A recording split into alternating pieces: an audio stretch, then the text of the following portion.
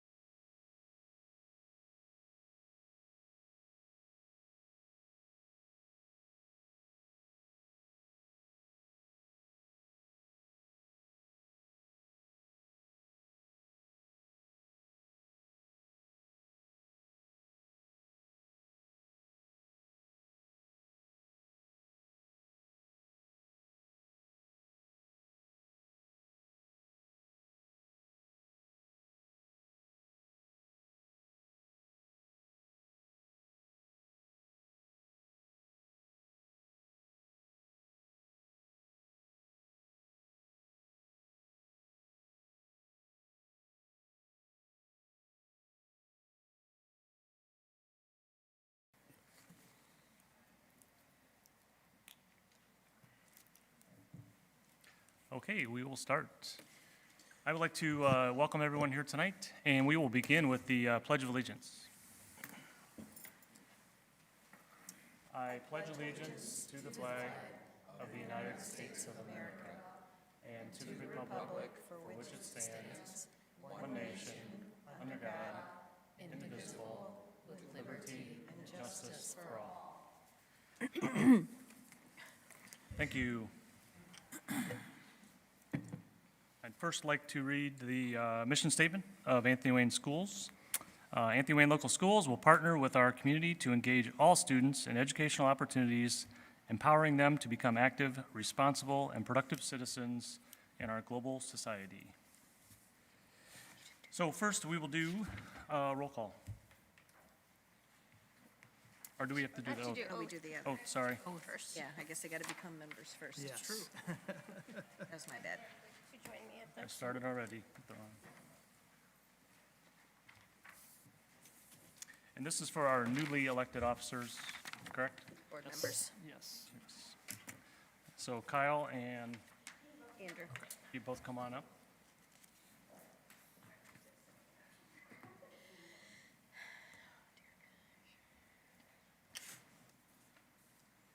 Do you solemnly affirm that you will support the Constitution of the United States and the Constitution of the State of Ohio, and that you will faithfully and impartially discharge your duties as board members of the Anthony Wayne Local School District, Lucas County, Ohio, to the best of your ability, in accordance with the laws now in effect and hereafter to be enacted during your continuance in said office and until your successor is elected and qualified? If so, answer, I do.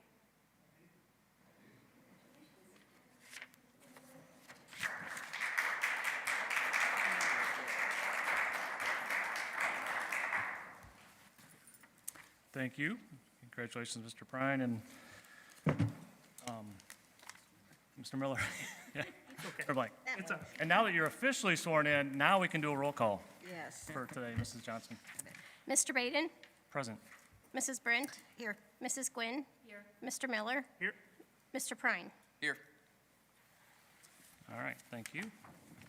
We'll move to our organizational items. So the January meeting is filled with lots of procedural open items that we set every year. January is a starting point as a calendar year, but it's also new for all of the board members every year. So the first thing we need to do, I am the president pro tem just from remaining from last year, so we need a nomination for president for year 22. If we have, I'll nominate you. I'll nominate Pam. Kyle? Two nominations, Pam. well, actually, we had one nomination for me, but if there's no second, or we need a second first, or, Yeah, Kyle nominated Jeff, so we need a second on that. I'll second that. okay? And then I'll nominate Pam. Jana nominated Pam, Okay, so, and I will second that. all right. So who do you vote on first when you, We'll go in order. okay? So we'll take a roll call for Mr. Baden. So, Mr. Baden, I guess I abstain. Right? Well, and that Or still can I- needs to come out. We still have to have think a you It'd be 2-2. majority. I think you have We to have to vote. have a majority. Yeah. Okay. I'll say no. you can't vote for yourself, so is it abstention? We've always voted for ourselves in the past. Are we? I think so. Yeah, I think so. I think we did with. Do you have- One moment, we'll check the record here.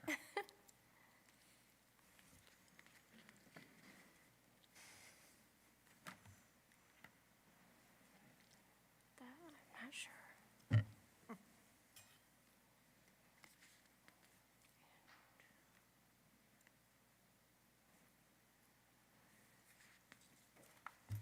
Yeah, I'm not seeing you guys. I don't see it on here. Well, if not, to be official, I mean, I can Here, vote no, let's and then see. if I want,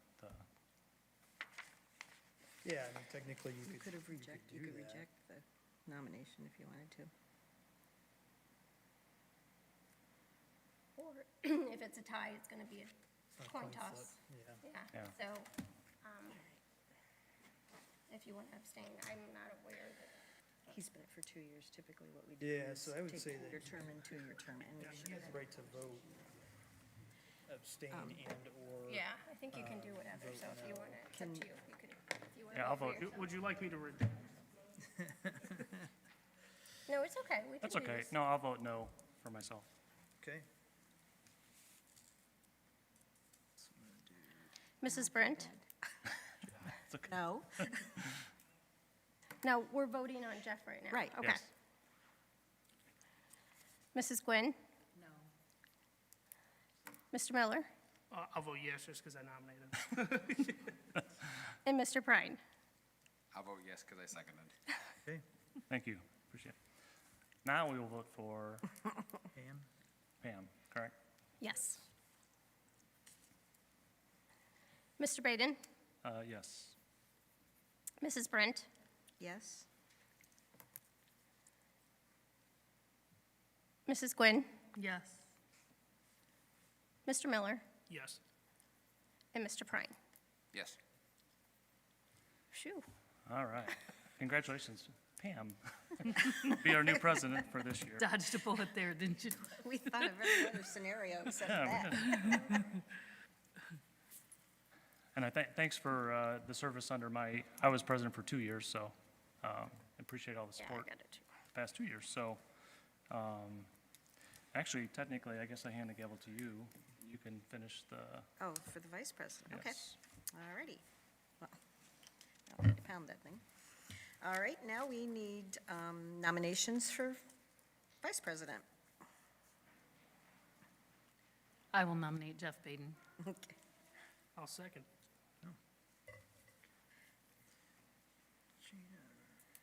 Any other nominations? Okay, if not, Carrie, would you please call roll? Mr. Baden? Yes. Mrs. Brent? Yes. Mrs. Gwynn? Yes. Mr. Miller? Yes. Mr. Prine? Yes. Okay. All right. Oh, now we have to go. The oath for the president and vice president.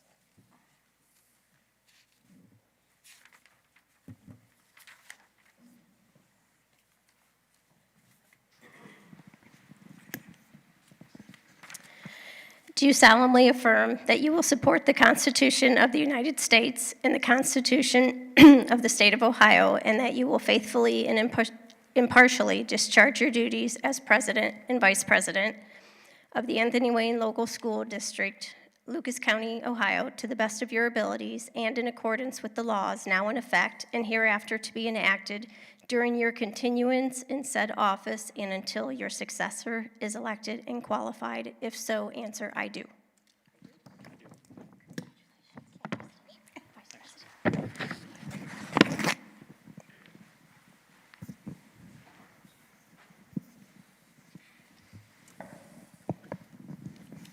And thank you, Jeff, for your 2 years of leadership in an unprecedented time that we had. Okay, next item is establishing our school board meetings for this year. That was all sent out to everybody, and if nobody has any issues, we'll carry on. Standing authorizations are what we use for we give Jim and Carrie the abilities to do some things in our absence, like between our board meetings. They were all listed in there to, if we need to do, have a hiring, that type of thing, certain financial things that Carrie may need to just do to get done, so. The next thing is for our attorney services. We, again, that was in our list of several different law firms that we use for various needs. And the next one is our membership into, this is the OSBA, the State School Board Association, that we belong to every year, and that gives us a lot of resources for us to use, and I know at least Kyle's going, and maybe Andrew too, going to the training session soon, and that's who that's put on by. And committee assignments. We've gotten down there, okay. For our delegate and alternate would be Jeff and I'd be the delegate and Jeff is the alternate. Penn County liaison is Jeff. Curriculum Instruction Committee would be Andrew and myself. Board Policies, Jana and Kyle. Transportation, Buildings and Grounds is Jana and myself. Athletic Council, Jana and Kyle. And then the Finance Audit Committee is always the president and vice president, so that would be Jeff and I again. And these are a couple times a year meetings that we would have these.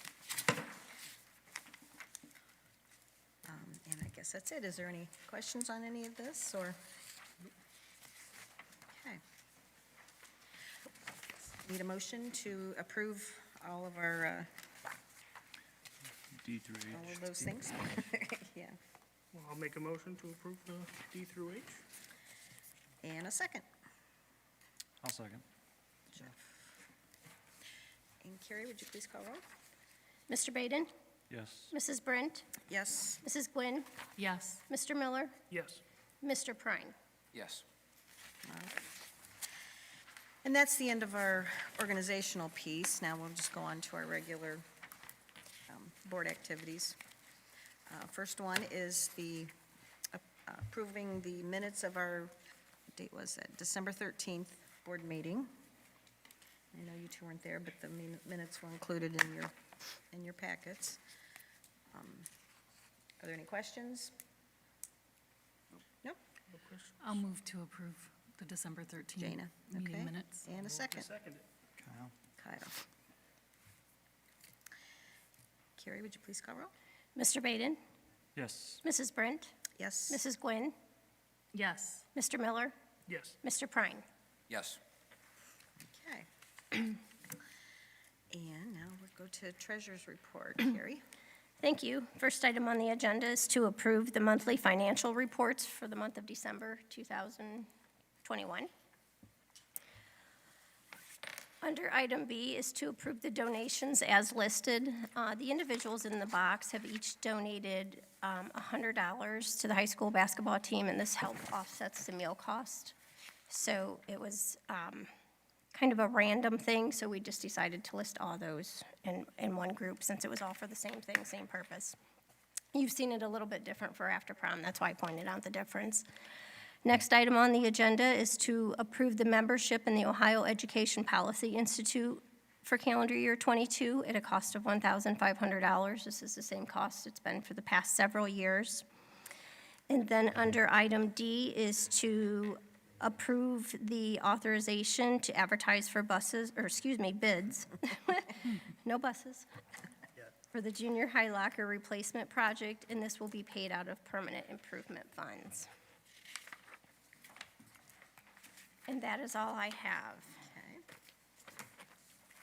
Okay. Any questions? None about that, no? Nope. Okay. Well, it was a lot of information to digest, but there won't be a test. Typically, anyways. All right, if nothing, I need a motion to approve the treasurer's report. I'll make that, oh, go ahead. Jeff? I'll second it. All right, Carrie, would you please call roll? Mr. Baden? Yes. Mrs. Brent? Yes. Mrs. Gwynn? Yes. Mr. Miller? Yes. Mr. Prine? Yes. All righty, Thank you. thank you. Superintendent's educational reports. Jim? Thank you. First item, I just want to say thank you to Mrs. Ryan and Mr. Lutz, who previously served, especially to Mrs. Ryan. She been a longstanding member. She received a commendation from Senator Gavirone's office And just wanted to recognize her as well. Obviously, to our 3 former board members, they're still board members, I appreciate your service as well, and then welcome to our 2 new board members as we move forward.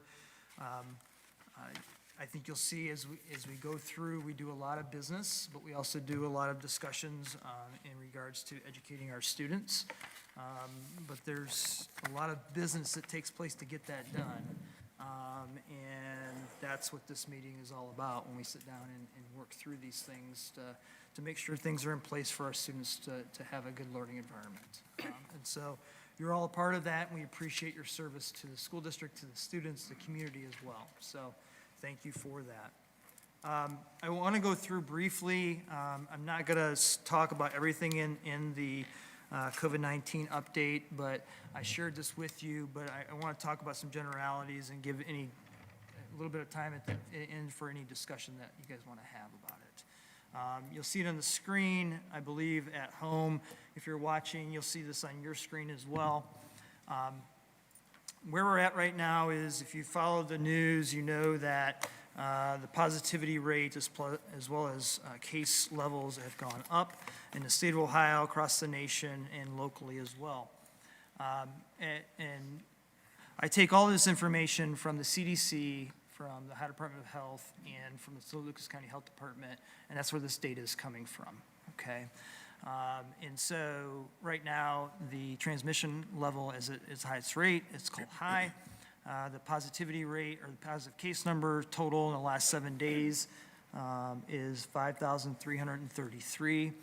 And the positivity rate, according to the CDC today, is 34.7% in Lucas County. I'm sorry, no, in the state. I apologize for that, yes. If you look at testing, one of the things I'd mention here is, you know, and you look at the case count per 100,000 people, that number has definitely escalated in the last 4 or 5 weeks. It just continuously was going up, but then it really has spiked in the last week and a half. When you look at, this was published last night from the Lucas County Health Department. It gives the zip code data, which I'll refer to specifically in our district here in a few minutes and show you the numbers. But it does the yellow is the last 7 days, and then blue is 8 to 14 days, and the green is the 15 to 21 days. So basically what it's saying is for like that top category, the 43615 zip code, there's been 872 cases in the last 21 days, okay? When you look at the rolling 30-day average, you can see that as back from December 6th through the 5th of January, you see where the data's been at. You see the number of cases per day through December was, you know, somewhere between 130 to like 219-ish through the 19th, and then it started to escalate as we got closer to Christmas, and then between Christmas and New Year's, obviously those numbers did move up. When we look at the 0 to 19, our age group that, you know, our students would fall into, and you look at the history since August, you can see the number of cases and the percentages of the overall cases for that age group. Right now, you know, for December, we were at 1,384 cases in Lucas County. September was a little bit higher than that. But right now, in the first 5 days, we've had 208 cases in that age group. And this is where I pull that data from the Lucas County Health Department and their data they provide. When we look at the positive cases for students who attend our school district, you see the averages per day in December, November, October, and September. and then the number for today. That was actually done midday. I know that that number did increase as we ended the day. Actually, it was 72. That number obviously I think it went from 12 on Tuesday when we didn't have school. I'm sorry, excuse me. On Wednesday, it went into the 50s, and then today it's at 72. We do expect that number to continue to increase, probably 10 or so a day, at least for the next couple of days, based on what we've seen in the past after holidays and gatherings and so forth that take place during holidays, whether it be Thanksgiving and/or Christmas, those seem, or spring break, where people are traveling and so forth. It seems that our numbers do go up. Okay. When we look at quarantine data, there's the averages per day for those months, and then right now we're at midday we're at 103, right now we're at 117 at the end of the day of those that are in quarantine. And we have right now zero students that are in mask to stay. Mask to stay is the policy that was put in place a couple months ago that allows students to stay in school if they've been exposed, with certain conditions. Okay. Is that number at 0 because they're opting out of the program or because they're not being exposed in school? We do have some students who choose not to want to wear a mask because that's one of the requirements if they do come back. It's a small number. We've fluctuated between, I should say, about 10 and 20 because we had a couple situations before the break where we had Lego Club at Waterville, and there was a student that had exposed some other students that were close to that student within the time frames and distances. That was 10 or 15 kids at one time. Athletics is where we're seeing some of this as well because they're not wearing masks when they're playing or practicing. And so it just depends on the time frames and so forth. The good news is that these numbers have been low because our physical distancing in school is working. The other thing I would say is that with what we've tried to do as far as quarantining and having conversations with parents about not having students come to school sick is helping. We still have some students that are coming to school sick and then end up positive. And then we have to go back and contact trace and so forth. But for the most part, that's minimal right now. Thank you. And then you see the vaccine information. Right now in Lucas County, 55.2% of the total population is vaccinated. We don't have numbers on the number of students that are vaccinated and/or have gone through and have been vaccinated and also gotten the third dose, which is equivalent to the booster for the adults. When you look at this data, this is the percentage of vaccinations, and I'll talk a little bit more about our zip codes here in a second. But most of our zip codes are actually in the top tier of those vaccinations. So here's the individual zip code data, and this first zip codes, especially for the new members, this is part Maumee, part our school district. You can kind of use the 475 mark there, but we do kind of go over the other side of that a little bit into the Maumee area. But they've had 675 positive cases in the last 21 days, 287 in the last 7 days. And then you can see their vaccination rate there.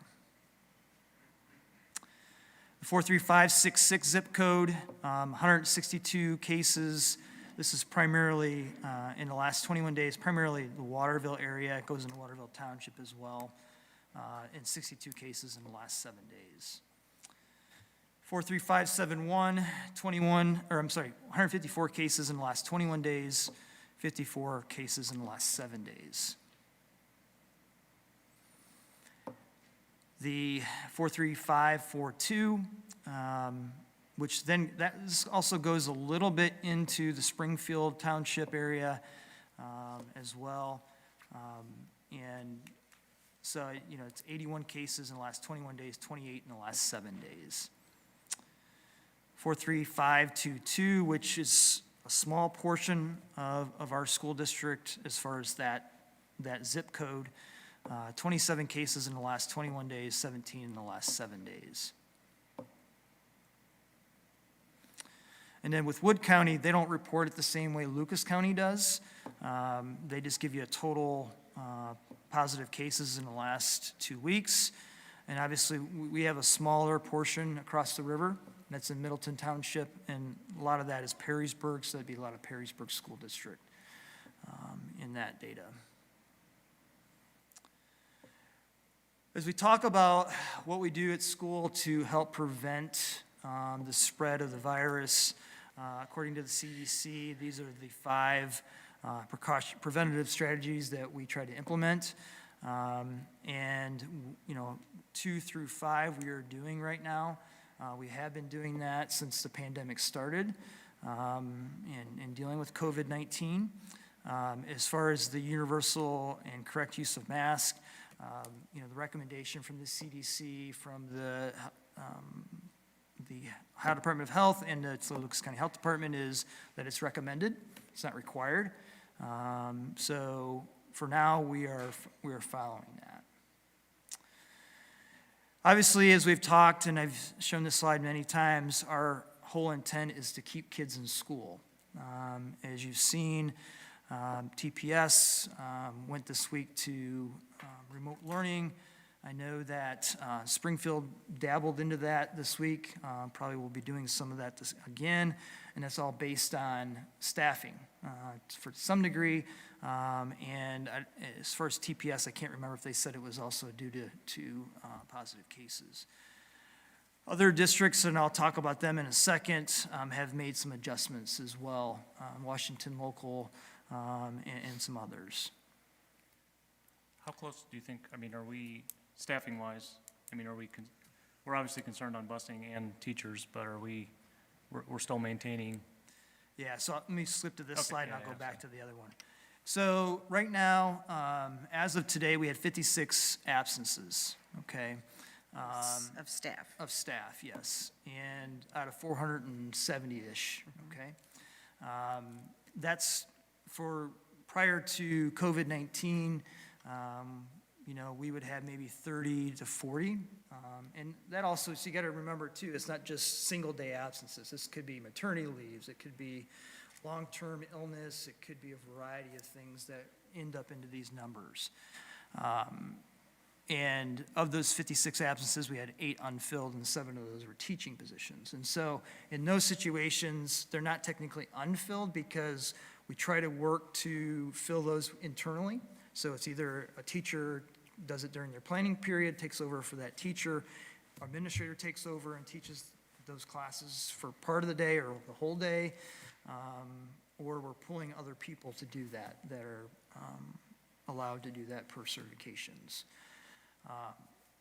So that's good for that side. The problem we run into with the bus situation is like what happened in Springfield. Part of their concern was they had a lot of bus drivers that were out sick and or COVID-related issues. And so they could not do their busing. Perrysburg's talked about this with their situations and having to modify bus transportation and or some routes were not filled and parents had to drive those students to school or pick them up from school. So our concerns are there for that because ultimately if 5 people call in sick tomorrow for whether it's COVID related or not, we can only have Tammy drive 1 bus, who's our director of transportation, the secretary, who's also certified, drive 1 bus. There's only so many people. And, we've worked and worked and worked to try to get more people. We're fortunate right now, we have 2 in the training program that'll hopefully finish by the end of the month. It doesn't guarantee that they'll end up with us because they ultimately could go anywhere. We Right. help facilitate them getting through the program and typically they stay with us. But you just never know, But we're trying to do what we can to fill those positions. So anybody in attendance Yes. wants to drive a bus or learn how to drive a bus, we're more than willing to train you. Or has to their do so. CDL. Yeah, or has their CDL. And it's a unique position, and it's hard to fill because of the hours and also the training and the requirements and the type of position that it is, because you're working in the morning for a couple of hours. You may work in the midday, depending on whether it's kindergarten route or you're doing maybe a cafeteria playground aide position if you want to do that, and then you work in the afternoon a couple of hours. So it's kind of a unique type of position to fill. So that's where we're at. We had 15 positive staff members and 1 in quarantine right now. So we're managing it right now, but I will tell you that there's some other districts in our area who have had significant absences. I know I talked to Springfield today, and I think they were somewhere in the 80s Staffing, of staffing. wow, And so if we don't have enough staff, we can't have school right. in the same format that we currently have. And so we continue to work to make sure that we can do what we can. I've even threatened Mr. Herman to go teach English again. He hasn't done that in how many years? But that's where we're at right now with staffing and so forth. Now, has there been any thought on if Waterville happens to have enough staffing that day, just having certain buildings go Yeah. virtual? We talked about that because, you know, if you have, okay, let's just say you had so many staff at the high school, or, you know, a specific building, you could do that. And it would have to be, it would just be for a short period of time. Right. We're not, like I said, we want to stay in person. And that's what you're seeing happening at a TPS or Springfield, Someone I Washington know only did local, part of where this. it's just a short period of time to get through. Because right now, with the way the CDC and the Ohio Department of Health have set up the quarantine and isolation requirements, if you're positive, you're out 5 days. And then on day 6, you can come back as long as you're symptom-free. Right. And so that definitely has given us a little bit more flexibility in having staff, you know, here. And that's 5 calendar days, so if that includes a weekend, Yes, then you're we're right, exactly. even Yes. better off, okay. You know, and it also benefits the students as well. Right. You know, who are symptom-free. So ultimately, though, we have to have each day is an individual day, and we have to have those staff there. We're managing it right now, and that's the good news. In your December meeting, you were saying that we were lacking, not countywide and countrywide, of substitute teachers. I saw here in your report, we're saying we do have substitutes. How are we looking in that aspect? So we're going to see some substitutes added tonight. And one of the things that we've done is the state gave us flexibility in allowing people with with high school degrees versus bachelor's degrees. And so, and one of those parts of that was that we could use student teachers or those in the education field who are going through BGSU, UT, and so forth. So we've been adding them at a good rate. So that's been helpful. Good. Absolutely. And we're adding some tonight, and I think we'll add some in February as well. That'll help us through the spring. That's good. The real, like I said, the concern I have is about the bus drivers. Absolutely. I just want to make sure we also Yeah. have teachers as well. Yeah, definitely. And our staff has stepped up to the plate, and I can't thank them enough for what they have done. You know, there's been times where a staff member might not have a planning period all week. You know, they're getting a minimal amount of pay to do that, but it's, you know, it's taxing. No, on them, absolutely. Yeah, absolutely. As we move forward. Try not to do that, but they've definitely stepped up to the plate and helped us out with this. Absolutely. That's right. Not just this year, but last year as well. We'll move through that. Just to give you the latest information on where districts are with masks and the changes that have taken place in the last week. Well, Springfield has had their mask requirement in place. They never changed to a mask optional.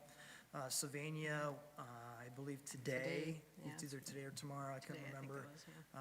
Went to mask required. Ottawa Hills on Monday will go to K through 12. They had it just for their primary building. Washington local is through mid-February with their mask requirement. Oregon will go tomorrow, based on what they shared with me. Maumee is mask optional. Perrysburg is on a mask requirement right now. And the private schools, I believe most of them are mask optional, but we don't have much conversations with them in regards to that. I did hear late today that Maumee Valley. Maumee Was it Valley. Maumee Valley Country Day? Lori, was it Maumee Valley Country Day, or was it Monclova Christian? Oh, Monclova That Christian. Monclova Christian was going to be closing down through next week. And so, I don't know whether that's COVID related or not, because they're not sharing that. But- Right. So, that's where the mass piece is on that, and what other districts are doing.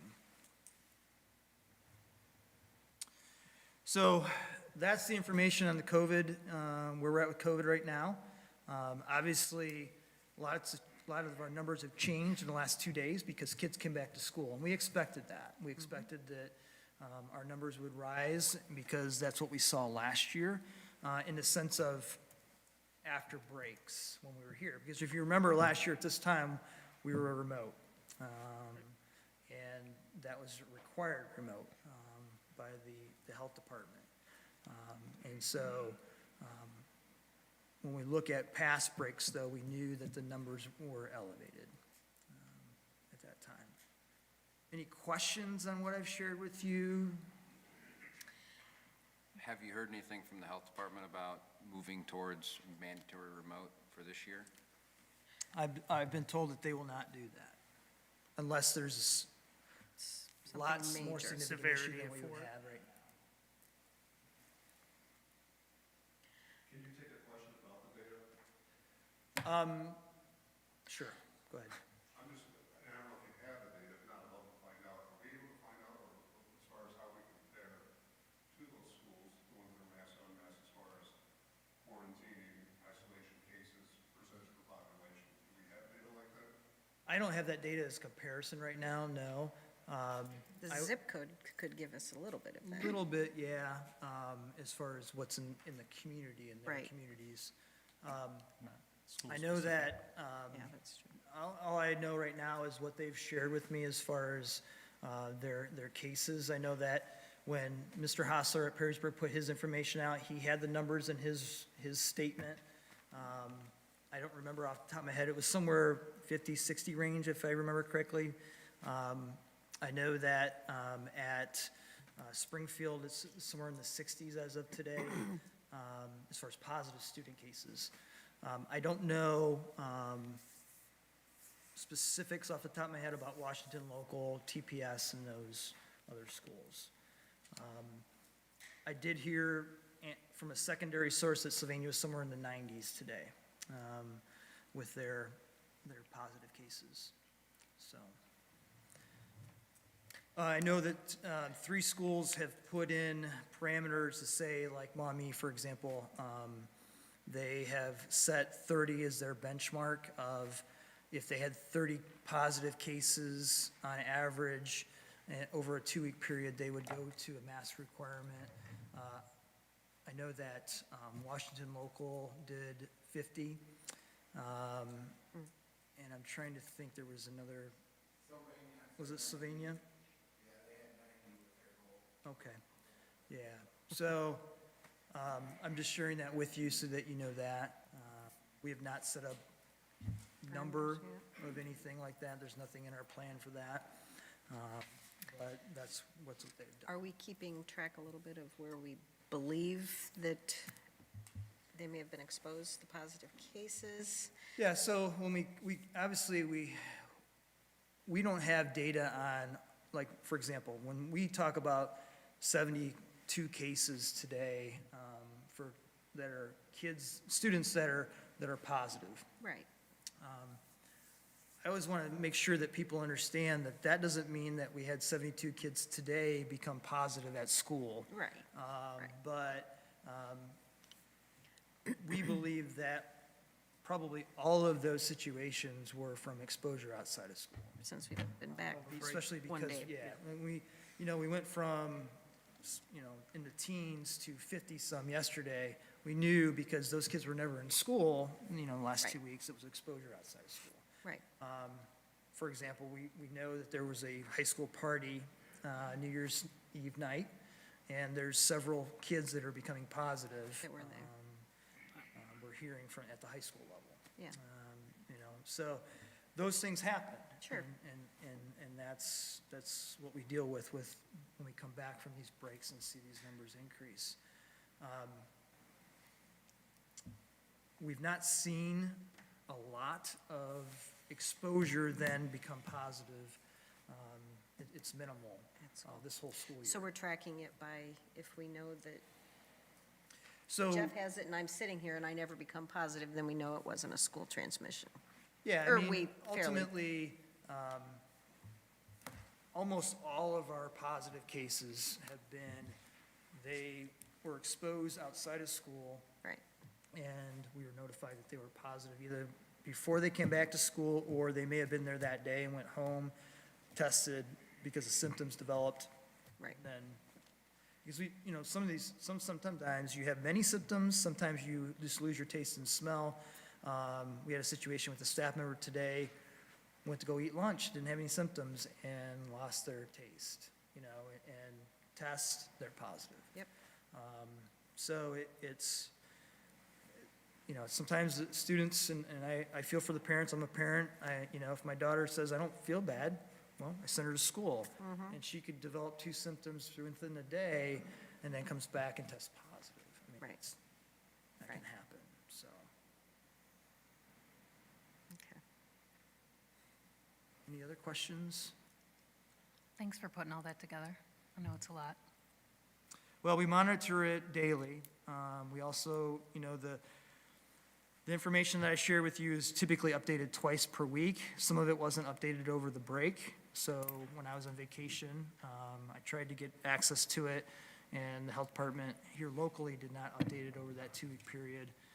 CDC took a couple days off of updating their information, but yeah, we try to do that so that we have it all the time.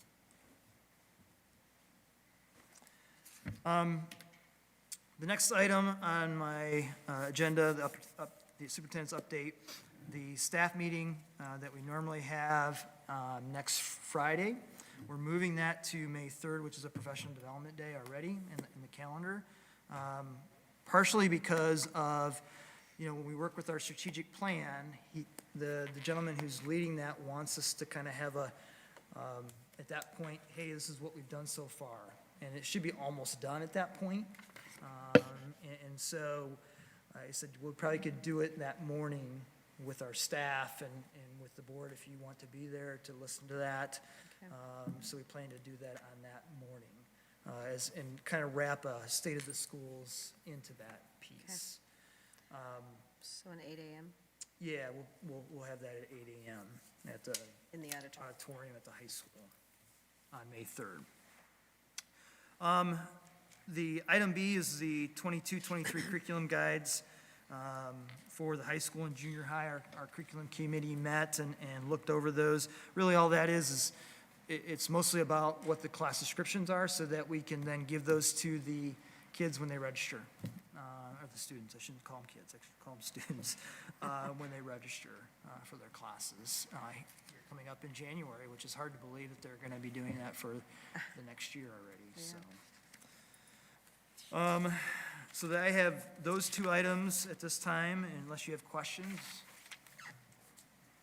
I'll just make a comment on the curriculum. Vicki and I sat in on that meeting, and I had taken home the high school curriculum guide and just kind of scanned through it, and I was telling Jim earlier that I was deciding on what classes I wanted to take, because there are just some wonderful offerings, especially at the high school, because they have more latitude. But yeah, there's some really good things. So if you have high school students, really peruse through that, because Well, there's when you some guys did wonderful the tour, you did offerings. the architecture class. We did, yes. Some of the stuff that they're doing in there is pretty neat. Yeah, and- yeah. And, once the students that go through this program do some great projects, and then we've seen some of them win awards and so forth. Right. So yeah, and then the STEM class at the junior high, you know, they're doing some unique stuff there too. Yeah. And so yeah, there's definitely some good things going on in those two buildings. Yeah, no, I was really, really impressed with that. So, any other questions? If not, I need a motion to approve the superintendent educational reports and recommendations. I'll move. Jana? Jana, in a second. I'll second. Jeff. Carrie, would you please call roll? Mr. Baden? Yes. Mrs. Brent? Yes. Mrs. Gwynn? Yes. Mr. Miller? Yes. Mr. Prine? Yes. Excuse me. Thank you for that, Jim, and now on to your personnel recommendations. Thank you. Item A are resignations and retirements. I do want to point out Marlene Rude was a longtime secretary in our school district, and we appreciate her service to the school district. Item B is employment. So you see that we are filling some positions that we have open at this time in that one. Item C, you see substitutes. So Kyle, as we were talking about, you. as we're adding some people, and some of those individuals are student teachers. Item D are volunteers that we're approving at this time. A list from Monclova Primary, and then 2 for athletics. Item E is a supplemental contract for an individual teacher for being a mentor for another teacher. And then item F are contract amendments, I'm Amendments. sorry. What are those words? Any questions on those? They're all pretty, Okay, okay. If there are no more questions, I need a motion to approve the employment. I'll make a motion. Kyle, I'll second that. Andrew, All right, Carrie, would you please call roll? Mr. Baden? Yes. Mrs. Brent? Yes. Mrs. Gwynn? Yes. Mr. Miller? Yes. Mr. Prine? Yes. Okay, at this part in the meeting, we will take comments from people and visitors in the audience. And I know we had a sign-up sheet. We have 3 people on the list. I just ask that you all have read through our public participation items in the agenda. And to start out, I think, do we have a microphone? yeah, so Chris. Oh, Chris has a microphone. Chris has the microphone. Oh, yeah, it's too big, I couldn't see it. All right, I'll call, Heather Falzone's first on the list. And we're asking you to use the microphone just so you can be heard on the virtual. Okay, thank you. My name's Heather Falzone. I would really be interested in, instead of hearing about all of these cases, if we started talking about hospitalizations instead of people with the sniffles staying home. We want to, could be concerned about serious illnesses. I noticed that the zip code with the lowest VAX had the lowest number of cases, by the way. And the CDC and Health Department quarantine is, and always has been, recommendations, not requirements, as Mr. Fritz keeps saying. And I ask that if you decide to, reconsider choice regarding wearing masks, that you take a vote of all the parents and actually listen to what we're saying. I'm going to submit again, when I'm done speaking, the affidavit that I submitted in August, talking about COVID restrictions, listing numerous facts. I also want to submit to public record the response I got from the board. One of the things that you said in the letter to me was, to be clear, we do not agree with anything in your letter. Now, Warner Mendenhall spoke at Penna at the request of the parents that have retained this attorney. I have the link here if you would like to go on YouTube and watch that. But I thought I would take some notes and just let you know what he said. We are dealing with a constitutional issue and parental rights under the Ohio Constitution, Section 1, Article 1. This there is a case called Steele versus Hamilton County that states we have the right to decide what types of medical procedures and medical equipment are imposed upon us. In this case, it is the parents that have the right to decide what happens to their children in terms of medical procedures with masks, testing, and vaccine. He says that schools are being told by their attorneys that they don't have any liability and that they can go ahead and do what they see fit. And this is a mistake. In Ohio, we have a criminal statute, 2905-12, called coercion. This means that you can be civilly liable under a criminal statute in the civil courts through a civil lawsuit. This has been tested and upheld in the courts. I've also included a link to that statute. Statute 2905-12 states that if you threaten an official act over which someone has freedom of choice, which people have freedom of choice to make medical decisions for ourselves and our children, if you threaten that official act, you can be held liable. It is coercion. You have to respect the freedom of choice. It comes from the Ohio Constitution, Section 1, Article 1, and it comes from the First Amendment. You have a general authority to care for the kids in the school. And the parents, we want you to do that. But you have to be reasonable, it has to be fact-driven, and choice must be honored. There's also public policy consideration that comes into play here. This past summer, the state legislature limited the Department of Health's authority. And I believe that you all know this. Someone has to be diagnosed with an illness to be quarantined, or has to be in direct contact with someone that has been diagnosed with an illness to be quarantined. However, kids are being quarantined because someone in the room was diagnosed with COVID. Warner said he defended a woman who was charged criminally when she brought her child to school in violation of a quarantine which the school did not have the authority to instigate. He defended her by asking the health department for their order, because they are the only ones that can quarantine someone. The state legislature made that very clear this summer. There was no order. The case was thrown out by the judge immediately. We are going off the rails here if school boards thinks that they can charge parents criminally for stuff like this. To violate a person's fundamental rights under the Ohio Constitution and the US Constitution, you would need to identify an imminent harm. There is no imminent harm with COVID-19 in these kids. If there was imminent harm identified in your opinion, you would have to have a compelling interest and a way to address it reasonably. Masks don't do that, the shots don't do that, and the way that quarantining is being instituted does not do that. If the school board thinks that someone needs to be quarantined, the school should call the Department of Health and get that diagnosis.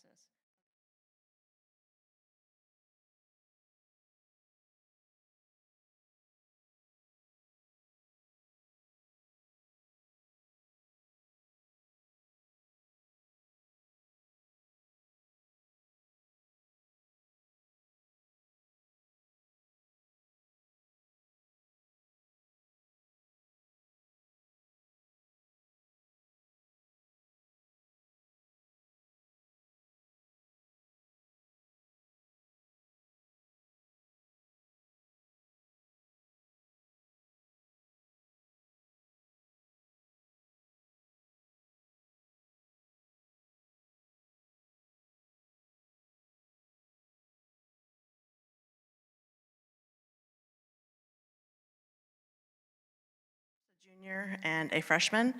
I don't know that I can follow Heather very well, but my topic is similar. It's about mask mandates. A couple things, I know we've said this before at previous school board meetings, but masks harm our kids. Not only physically, I mean, you've heard the reports of all these masks being analyzed and all these bacteria and germs all over them. I can't imagine what else is in there that we haven't even heard about. They also harm them because they can't see people's faces when they're talking. Even my son told me a couple months ago he hates school. And I asked him why, and he said because no one talks. This is when masks were on. When masks were on, no one was talking. I don't know if they're talking much now, but they're not communicating, they're not socializing. So it's harming our kids in ways that we don't know about. I think it's harming them more than it's helping them. So I hope that when you consider the cases that we just saw, what other schools are doing with mask mandates, that we're the leaders and not the followers. We're not doing it because they're doing it. So just take that into consideration and make sure that you put the health and the welfare of our kids first. Thank you.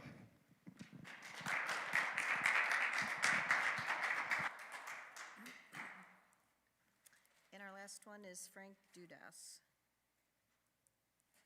I hope I said that right. Did I say it right? Ingrained in your minds by now. I'm up here by it.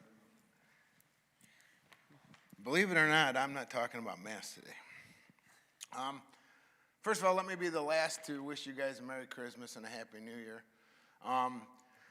I'm just basically here to say I'd like to welcome Andy and Kyle to the Anthony Wayne School Board. I just want to say it was my pleasure to campaign for you guys. While going door to door campaigning, I got to meet a lot of good people and had a lot of good conversations with the parents and general voting public of this community. The conversations I had were directly reflected by the results in the ballot box. The fact that there were 2 open seats and the incumbent board member couldn't secure one of them speaks volumes to where this community stands regarding their children's education. The times of passively sitting by and believing that what the school boards are doing is best for our children is over. We're paying more attention now than ever, and many of us are paying attention to what's being done through our schools. I believe that us parents can work along with the school board to guide our children's education into being the best it can be. First of all, let me say, I'm actually really proud to be part of Anthony Wayne. I'm part of a Mothers Against Mask group, fathers, whatever. And, you know, I see a lot of these school systems around us just crumbling. People having problems at Springfield, fights breaking out, people leaving, their kids leaving the schools and stuff. And I think that right now we're doing pretty good. But there are many problems going on with Springfield, Sylvania, which I believe that school system is completely corrupt, Perrysburg, Penna, and others. Lawsuits may be coming to them based on their current actions and state of affairs at their schools. Warner Mendenhall has just won a lawsuit against Wright State University, and he just put Avon Lake on notice. We don't want to be there. We don't want our tax dollars being spent on needless litigation. But when tyranny becomes law, rebellion becomes duty. There are groups that have formed over the last year, and I, being part of these groups, see what's going on around us and want to prevent that from happening here. Warren Mendenhall has personally talked to these other groups, and he is willing to help us wherever he can. Be aware of what's happening in other schools. Friends of mine are pulling children from their schools to homeschool and send them to private schools. Matter of fact, a woman I'm so proud of, her kids just started Notre Dame this week. They left the deteriorating Springfield school district in search of safety and structure.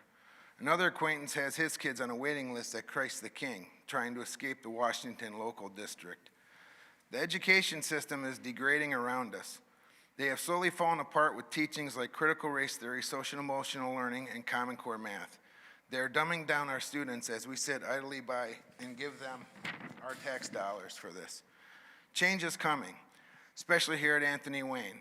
That has clearly been seen with the last election of Andy and Kyle. We need to focus on reading, writing, history, civics, English, science, and math. If we focus on that, there won't be time for this other garbage in our school system. It is the school jobs board to approve the curriculum. I ask that you guys dig deep. Look into the prospectuses. Look at the textbooks that are being brought into our schools. There's hidden agendas in a lot of these textbooks, and this is all, we as parents vote you guys in. You're our first line of defense. Us parents, we are in this. I mean, we are the first line of defense at home. It starts at home. But ultimately, you guys have responsibility into what gets brought into our school. It's our parents' job to look at the school, at the children's homework, and to look at the books, and to ask them questions about their day-to-day understanding what is going on at school and places around them. There is responsibility on both ends. No one is exempt in the outcome of our children's education. The voters have given you all great responsibility. The future of our children starts at home with the parents, but as school board members, you are greatly involved in what the outcome can be. I ask that you put every effort you can into making sure our children are taught in a pure, unbiased way. We, the people, have spoken. I hope you all were listening. Thanks. All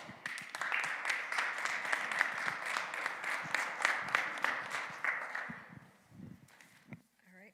Excuse me, that was the end of the individuals who had signed up to speak. At this point, we are going to go into executive session to discuss the employment of public employees. We will not, the only business that we will have when we come out is just to adjourn our meeting. We do not conduct any business in there, it's just for conversation purposes. So thank you all for coming. You're welcome to stay if you'd like to see us adjourn. But like I said, there won't be any more Business. business when we come back out. Yeah. Oh, yeah.